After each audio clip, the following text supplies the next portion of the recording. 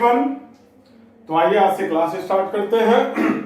तो कल आप लोगों को बहुपद के प्रकार के बारे में मैंने पढ़ाया था कि पदों के आधार पर बहुपद के कितने प्रकार होते हैं।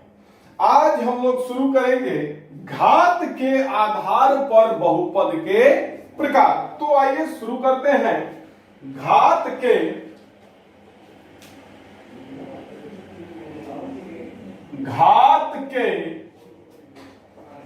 आधार पर बहुपद के प्रकार। तो जैसा कि कल मैंने आप लोगों को बताया था कि घात के आधार पर बहुपद के मुख्यतः 4 प्रकार होते हैं। पहला होता है शून्य घातीय बहुपद। क्या होता है? शून्य घातीय बहुपद। पहला होता है शून्य घातीय बहुपद। तो आइए शून्य घातीय बहुपद के बारे में अब हम लोग चर्चा करेंगे। तो शून्य घातीय बहुपद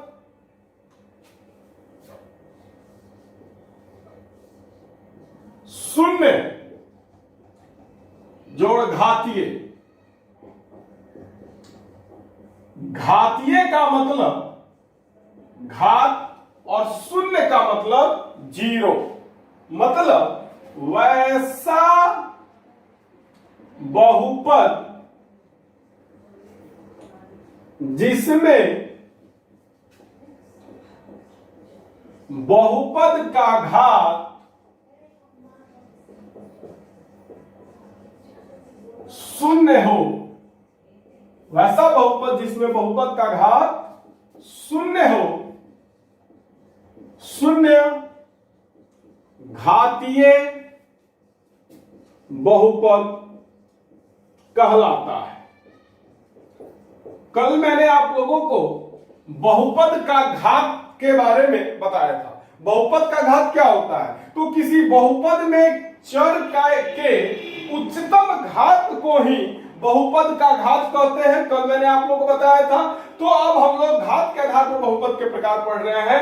पहला है शून्य घातीय बहुपद। तो वैसा बहुपद जिसमें बहुपद का घात शून्य हो, शून्य घातीय बहुपद कहलाता है। जैसे मान लो मैंने लिखा 12। मैंने क्या लिखा? 12। तो आप लोगों को अच्छी तरीके से पता है कि अगर कोई अचर अकेला भी है, अचर को ही नियतांक भी कहते हैं, अगर कोई अचर अकेले भी है तो वो पद होता है। और पदों के मिलने से ही बहुपद बनता है, या एक पद को भी बहुपद कहते हैं। तो यहां पर मैंने लिखा है 12, ये एक पद है। तो ये शून्य घातीय बहुपद है। कैसे? तो इसमें जो चर है वो x का घात 0 लेकर के छिपा हुआ है। मतलब 12 का मतलब क्या होता है? 12x का पावर 0। मतलब 12 गुना x का पावर 0। मतलब 12 गुना किसी भी चर या अचर का घात अगर 0 हो तो उसका मान 1 होता है। मैंने आपको बताया था 12 गुना 1 बराबर 12। तो 12 को हम लोग 12 गुना x का पावर 0 भी लिख सकते हैं। अब यहां पर आप लोग ध्यान दीजिएगा, ये मैंने 12 लिखा, इसको हम लोग 12x का पावर 0 भी तो लिख सकते हैं। यहां पर चर का घात क्या है? 0 है। मतलब बहुपद का घात क्या है? 0 है। तो इसको क्या कहेंगे? शून्य घातीय बहुपद कहेंगे। तो एक ट्रिक पहले समझ लीजिएगा।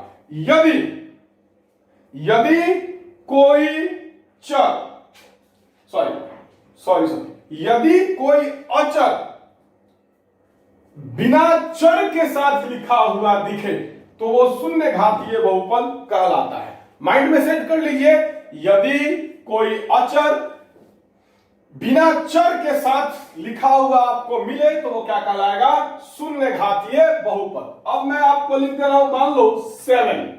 मैंने क्या लिखा? 7। ये 7 क्या है? अचर है। तो यहां पर अचर अकेले दिखाई दे रहा है, इसमें कोई चर दिखाई दे रहा है? नहीं दिखाई दे रहा है। तो इसको क्या कहेंगे? शून्य घातीय बहुपद कहेंगे। क्या कहेंगे? शून्य घातीय बहुपद कहेंगे। कैसे? तो 7 को हम लोग 7x का पावर 0 लिख सकते हैं, कोई दिक्कत वाली बात नहीं है।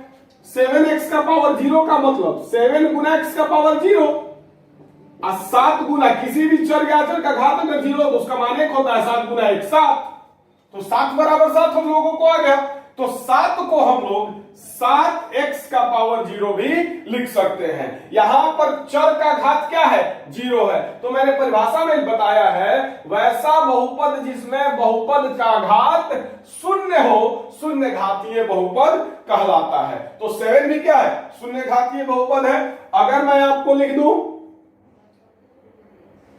x का पावर 0, मैंने क्या लिखा? x का पावर 0, तो यहां पर इस बहुपद में बहुपद का घात क्या है? 0 है। यह भी क्या है? शून्य घातीय बहुपद है। अगर मैं आपको लिख दूं -37, मैंने क्या लिखा है? -37, तो -37 को हम लोग लिख सकते हैं -37x का पावर 0। यहां पर आपको चर का घात क्या है? 0 है। तो -37 को हम लोग -37x का पावर 0 भी तो लिख सकते हैं। इसका मतलब क्या हुआ? -37 गुना x का पावर 0, मतलब -37 गुना चर का घात 0 है तो 1, उसका मान माइंड में सेट कर लीजिए। किसी भी चर या अचर का घात, किसी भी चर या अचर का घात अगर 0 हो तो उसका मान 1 होता है। तो -37 गुना 1 -37, तो -37 को हम लोग -37x का पावर 0 भी तो लिख सकते हैं। यहां पर चर का घात क्या है? 0 है, इसलिए वो भी क्या है? शून्य घातीय बहुपद है। आई थिंक इतना आप लोगों को एग्जाम्पल काफी है। तो यहां पर अगर आप लोग चाहें तो ये जो मैंने संधि विच्छेद किया है ये रफ है और ये सब भी रफ है, मैं इसको मिटाना चाहूंगा। तो अगर आप लोग चाहें तो इस रफ को कहीं रफ में कॉपी पर उतार सकते हैं, मैं मिटा रहा हूं।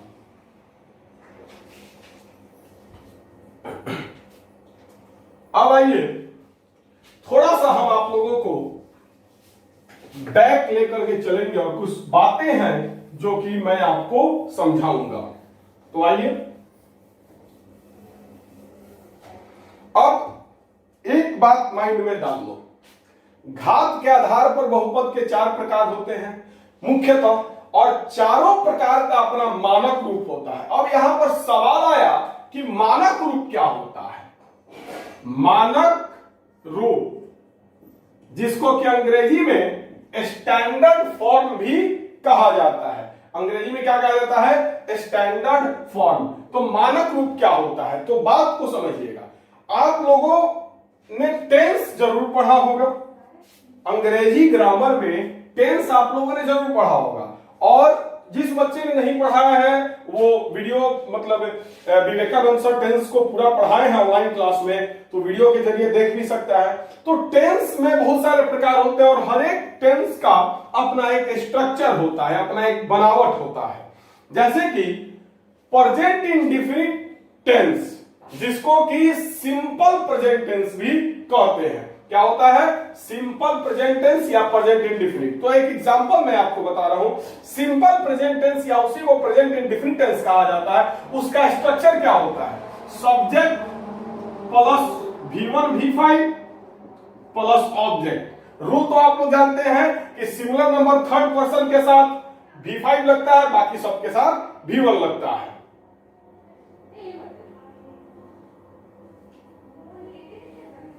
अब आइए,